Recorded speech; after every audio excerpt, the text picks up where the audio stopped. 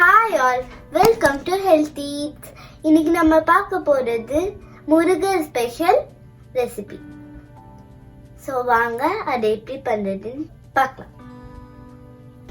Hi, இன்னைக்கு நம்ம பார்க்க போறது தை கிருத்திகை ஸ்பெஷல் திணை சக்கரை பொங்கல். ஸோ அதுக்கு தேவையான பொருட்கள் 1/2 கப்பு திணை, 1/4 கப்பு பாசிப்பருப்பு, 3/4 கப்பு வெல்லம், 1/4 கப்பு தேங்காய் துருவல், கொஞ்சம் முந்திரி, கொஞ்சம் திராட்சை, நெய் தேவையான அளவு. ஸோ ஃபர்ஸ்ட் நான் முன்னாடியே மில்லட்ஸ்ல வச்சு ரைஸ் பண்றதுக்கு சொன்ன மாதிரி திணையை நான் 6 மணி நேரத்துல இருந்து 8 மணி நேரம் வரைக்கும் தண்ணியில நல்லா ஊற வச்சிருக்கேன். ஸோ இது எதுக்காகன்றத ஆல்ரெடி வரகரிசி தயிர் சாதத்திலேயே நான் சொல்லியிருக்கேன். ஸோ அப்பதான் அதோட ஃபைபர் கண்டென்ட் நமக்கு முழுமையா கிடைக்கும் அப்படின்றதுக்காக தான். அதே மாதிரி நான் பாசிப்பருப்பையும் ஒரு 3 hours கிட்ட நல்லா ஊற வச்சுட்டேன். ஸோ இப்போ நம்ம சக்கரை பொங்கலா பண்ண ஆரம்பிக்கலாம். ஸோ நம்ம திணையை 8 மணி நேரம் வரைக்கும் தண்ணியில ஊற வச்சிருக்கனால அதை ப்ரெஷர் குக் பண்ண வேண்டாம். ஏன்னா ப்ரெஷர் குக் பண்ணாலும் அதோட பெனிஃபிட்ஸ் நமக்கு ஃபுல்லா கிடைக்காது. ஸோ ஓப்பன் பாட்ல தான் நம்ம சமைக்க போறோம். ஸோ ஓப்பன் பாட்ல சமைக்கிறதுக்கு நான் முன்னாடி சொன்ன அளவு 1/2 கப்பு திணை எடுத்திருக்கேன் அப்படின்னு சொன்னேன். ஸோ அதுக்கு 3 மடங்கு இல்ல 3.5 மடங்கு கூட நம்ம தண்ணி சேர்க்கலாம். 1.25 கப்பு இதுல தண்ணி சேர்க்கிறேன். ஸோ தண்ணி நல்லா கொதி வந்ததுக்கு அப்புறமா இப்போ நம்ம இதுல திணையை சேர்த்துடலாம். ஸோ திணையை சேர்த்துட்டு அடுப்பு மீடியம்ல வச்சுக்கோங்க. மீடியம்ல வச்சு நல்லா அது வேகட்டும். ஒரு 10 மினிட்ஸ் கிட்ட ஆகும் இது நல்லா வேகிறதுக்கு. பண்டைய காலத்துல தமிழ் நிலங்களை 5 வகையா பிரிச்சாங்க. குறிஞ்சி, மருதம், முல்லை, நெய்தல், பாலை அப்படி சொல்லி பிரிச்சாங்க. ஸோ அதுல குறிஞ்சி நில மக்கள், அதாவது மலையும் மலை சார்ந்த இடங்களும் சொல்லுவோம் இல்லையா. ஸோ அந்த மக்கள் அதிகமா சேர்த்துக்கிட்ட ஃபுட்டுன்னு பார்த்தா அது தேனும் திணையும் தான்.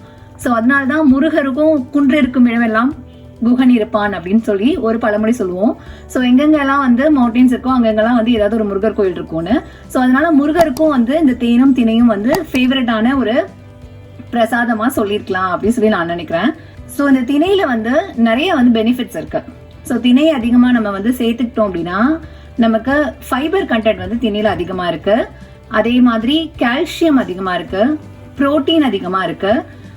ஸோ திணை நம்ம சாப்பிட சாப்பிட நமக்கு நல்லா உடம்புக்கு ஸ்ட்ரென்த் கிடைக்கும். நரம்பு தளர்ச்சி ப்ராப்ளம் இருக்கவங்க எல்லாம் திணையை டெய்லி ஏதாவது ஒரு ஃபார்ம்ல சாப்பிட்டாங்க அப்படின்னு சொன்னா அது நல்லா குணமாயிடும்.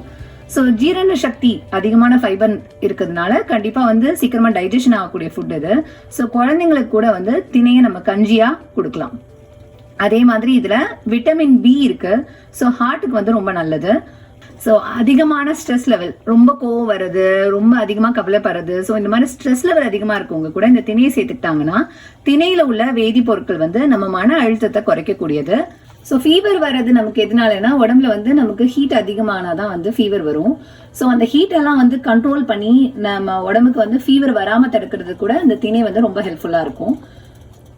அதே மாதிரி கொலஸ்ட்ரால் இதுல சுத்தமா கிடையவே கிடையாது. ஸோ 0 கொலஸ்ட்ரால் அப்படின்னு கூட நம்ம இதை சொல்லலாம். அதே மாதிரி நீரிழிவு நோய் இருக்கவங்களும் இந்த திணையை சாப்பிட்டா ரொம்ப நல்லது.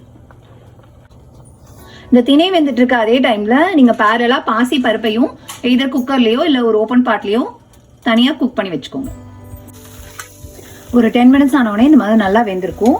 இப்போ இதுல நம்ம வேக வச்சு வச்சிருக்க பாசி பருப்பையும் சேர்த்துக்கலாம். ஸோ ரெண்டையும் நல்லா மிக்ஸ் பண்ணி விட்டுட்டு இப்போ நம்ம அடுப்பை ஆஃப் பண்ணிட்டு இதை கொஞ்சம் ஆற வச்சிடலாம். ஸோ இப்போ நம்ம வேற ஒரு கடாயில சக்கரை பொங்கலுக்கு தேவையான வெள்ளை பாகு ரெடி பண்ண ஆரம்பிக்கலாம். ஒரு பேன்ல 1 டீஸ்பூன் நெய் போட்டுக்கோங்க. நெய்ல இந்த முந்திரியும் திராட்சையும் நம்ம ஃபர்ஸ்ட் வறுத்து வச்சுக்கலாம். ஸோ திராட்சை வதங்கினதுக்கு அப்புறமா முந்திரியும் போட்டு இதே மாதிரி வறுத்து வச்சுக்கலாம். முந்திரி வறுப்பட்டோடனே எடுத்துட்டு இப்போ நம்ம எடுத்து வச்சிருக்க அந்த 1/4 கப் தேங்காய் துருவலையும் லைட்டா நெய்யில ரோஸ்ட் பண்ணிட்டு அதுக்கப்புறமா வெள்ளைப்பாக்குல சேர்த்தோம்னா இன்னும் டேஸ்ட் ரொம்ப நல்லா இருக்கும். ஸோ அதனால நான் இப்போ இதை ரோஸ்ட் பண்ணிக்கிறேன். லைட்டா ரோஸ்ட் பண்ணா போதும். ஸோ இதுக்கப்புறமா இதே கடாயில நம்ம எடுத்து வச்சிருக்க 3/4 கப்பு வெள்ளத்தை சேர்த்துக்கலாம். ஸோ கொஞ்சமா தண்ணி. இது தூசி இல்லாத வெல்லம் தான். ஸோ அதனால நான் டைரக்டாவே இதுல ஏலக்காய் சேர்க்கிறேன். உங்களோட வெள்ளத்துல தூசி இருக்குன்னு நினைச்சீங்கன்னா ஃபர்ஸ்ட் அதனால வடிகட்டிட்டு அதுக்கப்புறமா கொதிக்க விடுங்க. இப்போ இதுல 1 டீஸ்பூன் அளவுக்கு ஏலக்காய் தூள், அதே மாதிரி நம்ம வறுத்து வச்சிருக்க இந்த 1/4 கப் தேங்காய் துருவலையும் ஆட் பண்ணிடலாம். இப்போ நம்ம இந்த வெள்ளைப்பாக நம்ம ஆல்ரெடி வேக வச்சு வச்சிருக்க திணையோடையும் பாசிப்பருப்போடையும் சேர்த்துடலாம். ஸோ இதை அடுப்புல மாத்திக்கிட்டு இப்போ நம்ம காய்ச்சி வச்சிருக்க வெள்ளைப்பாக இதுல சேர்க்கலாம். இப்ப அடுப்பை நல்லா சிம்ல வச்சுட்டு இது நல்லா வந்து கலந்து விட்டுறலாம். இது கொதி வரும்போது நம்ம வந்து தேவையான அளவு நெய் வந்து சேர்த்துக்கலாம். நான் வந்து இன்னைக்கு ஒரு 3 டேபிள் ஸ்பூன் ஆஃப் நெய் வந்து ஆட் பண்றேன்.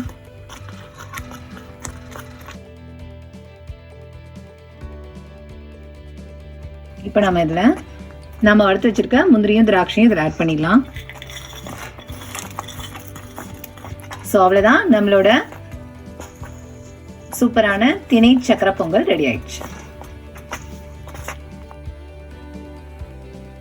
முருகருக்கு பிடித்த திணை சக்கரை பொங்கல் ரெடி ஆயிடுச்சு. நீங்களும் கண்டிப்பா இதை வீட்டில் ட்ரை பண்ணி பாருங்க, உங்களுக்கும் ரொம்ப பிடிக்கும். ஹெல்த்தியா சாப்பிடுங்க, ஹாப்பியா இருங்க. உங்களுக்கு இந்த வீடியோ பிடிச்சதுன்னா ஹெல்த்திக்கு லைக் பண்ணுங்க, கமெண்ட் பண்ணுங்க, ஷேர் பண்ணுங்க, சப்ஸ்கிரைப் பண்ணுங்க. பாய்.